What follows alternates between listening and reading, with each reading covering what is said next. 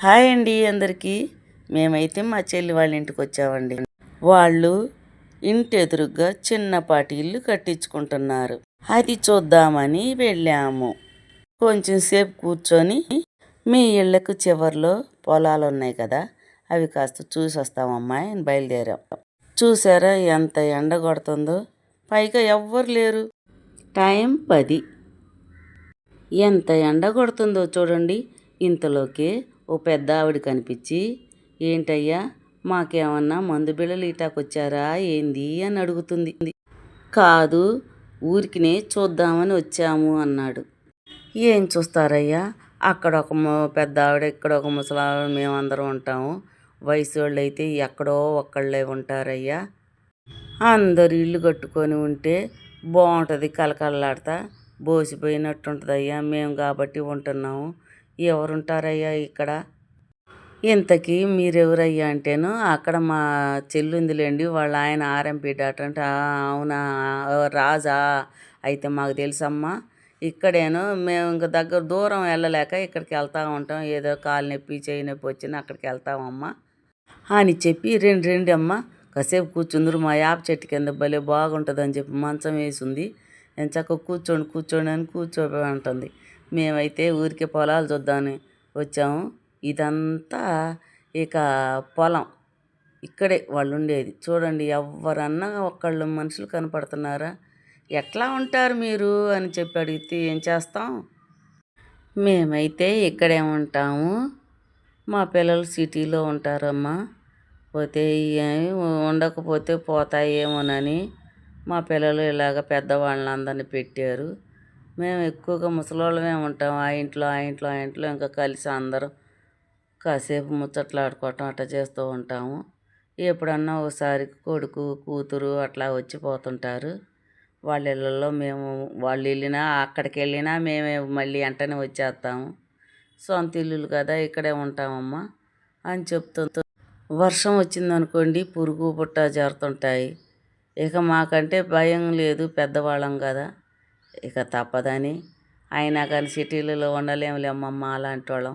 చక్కగా ఎక్కడ పడితే అక్కడ మూసుకుంటాం, ఏడబడితే ఆడ చేసుకుంటాం, శుభ్రం చేసుకుంటూ ఉంటాము. ఆడట్ట కాదుగా, మా అద్దెళ్ళల్లో ఏడుంటాము. అందుకే మేము ఉండము మా పిల్లల దగ్గర. అందరూ ముసలోళ్ళమేనమ్మా ఇక్కడ ఉండేది చాలా వరకు. ఎవరో ఇంకా మిరపకాయల యార్డుకి అటు ఇటు పోయేవాళ్ళు, వయసు పిల్లలు వచ్చి మొగుడు పెళ్ళాలు ఇల్లులు అద్దెకి తీసుకొని ఉంటారు ఎక్కడో ఒక చోట. ఇదంతా బాగా జనం ఉంటే బాగుంటుంది అని చెప్తుంది. నేను చూసారా చెమటలు పోస్తున్నాయి, ఎట్లా పోస్తున్నాయో. టైం 10 అయింది. ఎంత ఎండో నాకైతే. అబ్బా ఏంది ఎండ అనిపించింది. వెళ్దాం పద అంటే ఆగు అంటున్నాడు ఈయన. పక్కన ఒక ఆవిడ ఉంటుందమ్మా. ఆమె ఎప్పుడు వచ్చిద్దో ఎప్పుడు వెళ్ళిద్దో కూడా తెలియదు. కాస్త ఏమన్నా పక్కన ఇరుగు పొరుగు ఉంటే కాస్త బాగుంటుంది కదా అని మేము అనుకుంటాం. ఆ పిల్ల కూడా అట్టొచ్చిద్ది, ఇట్టు వెళ్ళిపోయిద్ది, శుభ్రం చేసుకుంటుంది, వెంటనే మళ్ళీ ఇంటికి తాళం వేసుకొని వెళ్ళిపోతూ ఉంటుంది అని చెబుతుంది. అయితే మరి ఏమన్నా అమ్మేవి ఉన్నాయా, తక్కువలో ఉన్నాయా అని చెప్పని అడిగితే, అమ్మ అమ్మేవి ఉంటాయి కానీ వీళ్ళు ఇది మాది అని ఒక్కొక్క ఫ్లాటేనమ్మా, ఒక సెంటు. ఇంకా ఈ మాయ అనుకొని ఏడో పడి ఉంటున్నారు ఈ సిటీలలో. ఎప్పుడు వస్తారో ఎప్పుడు పోతారో కూడా తెలియదు. మాకైతే చెప్పరు. చెప్పిన ఒకవేళ నెంబర్ ఇస్తే బాగుండి, ఎవరన్నా మీ బోటోళ్ళు అడిగితే చెబుతాము.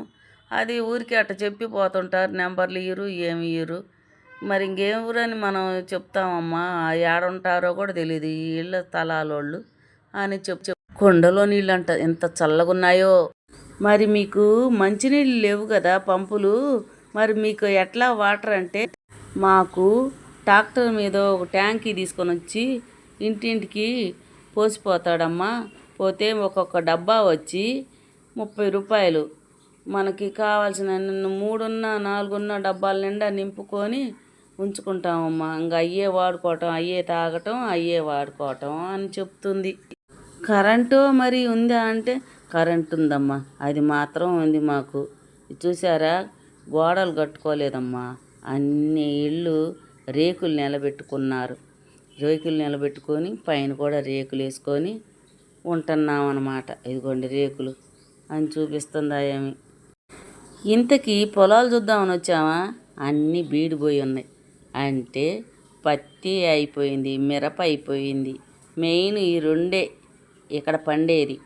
ఈ రెండు కోతలు అయిపోయినాయి, పీకేయటం అంతా అయిపోయింది. మళ్ళా తర్వాత ఇంకేం వేస్తారో తెలియదు.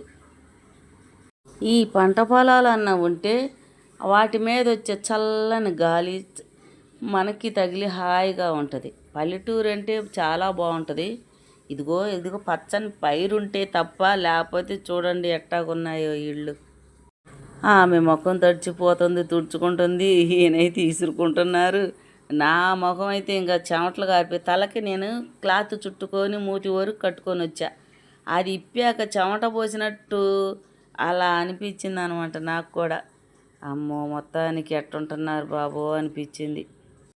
ఒక్కటైతే అమ్మేది ఉంది, చూపిస్తాను రాయ్యా. కాకపోతే ఆ అబ్బాయి ఇక్కడ ఉండడు, చెప్పిపోయాడు. నెంబర్ అయితే ఇలా, ఈసారి కనుక మీరు కనపడితే చెప్తాను, చూపిస్తారా అని చెప్పి తీసుకెళ్తుంది. ఆ ముసలమ్మ అంటుంది, ఏ అంజమ్మ, ఏందే చుట్టాలు ఎవరన్నా వచ్చారా అని అంటుంది.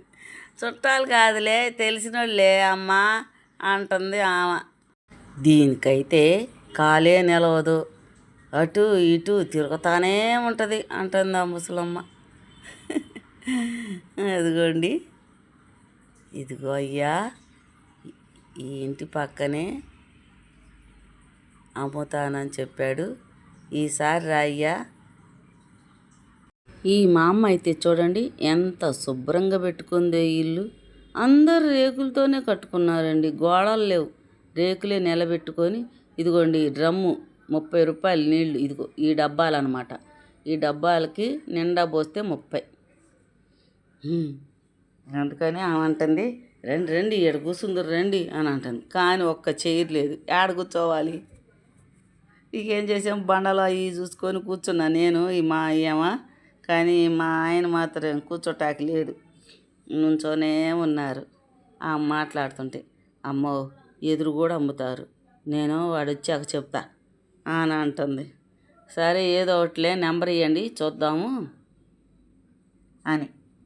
ఒకవేళ తక్కువలో దొరికిందనుకోండి, నేను చక్కగా తీసుకొని యూట్యూబ్ అన్న వంటలు చేసుకోవటం పెట్టుకోవచ్చు అని ఆలోచిస్తున్నా నేను కూడా. అంతే కదా, అంతే. కరెంట్ ఎటొచ్చి ఉంది, వాటర్ ఎటొచ్చి తీసుకొచ్చి పోస్తున్నారు. డబ్బా 30 రూపాయలు. ఇదిగోండి చక్కగా పోసుకొని కూర్చోమనగానే కూర్చున్నామా. ఇక రాళ్ళమేనే, వాళ్ళకి చైర్లు లేవు కదా. ఆయన అయితే చూడండి ఎట్ట నుంచున్నాడు, రా పోదాం అని చెబుతా ఉన్నాడు. సర్లే ముసలం, ఆగయ్యా అని చెప్పి, అయ్యా నువ్వు లోపల పోయి కూర్చోపో, కాసేపు మేము మాట్లాడుకుంటాం అంటుంది ఆ ముసలమ్మ. నేనే అన్నాను, వద్దులే ఇంక వెళ్తాం కానీ అని చెప్పాను అన్న. అంది, ఇంతకీ మా అమ్మ నీకు షుగరు బీపీలు అవి ఏం లేవా అని అంటే, ఏం లేవమ్మా దేవుని దయ వల్ల, హాయిగా తింటాను, పడుకుంటాను, చక్కగా వండుకుంటాను, తిన్నాను. చూసావా కళ్ళేపు కొట్టింది, పేడ కళ్ళేపు కొట్టి ముగ్గులేసి ఎంత నీట్గా పెట్టుకుందో ఇల్లు. ఆ వయసులో నాకే చేయలేను ఒక్కోసారి పనులు. ఈ ముసలిం వాళ్ళకి ఎట్టాగా అంటే వెనకటి తిండండి, అంత హుషారుగా ఉన్నారో చెప్పలేం. ఎదురెదురు ఏమంటుంది, రాళ్ళు కూడా నవ్వులుద్దామా మీకు తెలీదు, అలాంటి పళ్ళు ఉన్నాయి ఆమెకు గట్టిగా అని చెబుతుంది. ఓరి దేవుడా అని నేనే ఆశ్చర్యపోయాను. కొడుకుని తలుచుకుంటుంది ఒక్కోసారి. అమ్మ కొడుకు రాడు, ఎప్పుడో ఒకసారి వచ్చి కనపడిపోతాడు. మరి తిండు అని అంటే, తిండికి డబ్బులు ఇచ్చి పోతాడులే అమ్మ, కూతురు ఇచ్చిద్ది అంటుంది. మేమైతే వచ్చేటప్పుడు ముంజలు కొట్టించుకున్నామండి. నచ్చితే లైక్ చేయండి, షేర్ చేయండి, సబ్స్క్రైబ్ చేయటం మాత్రం మర్చిపోకండి.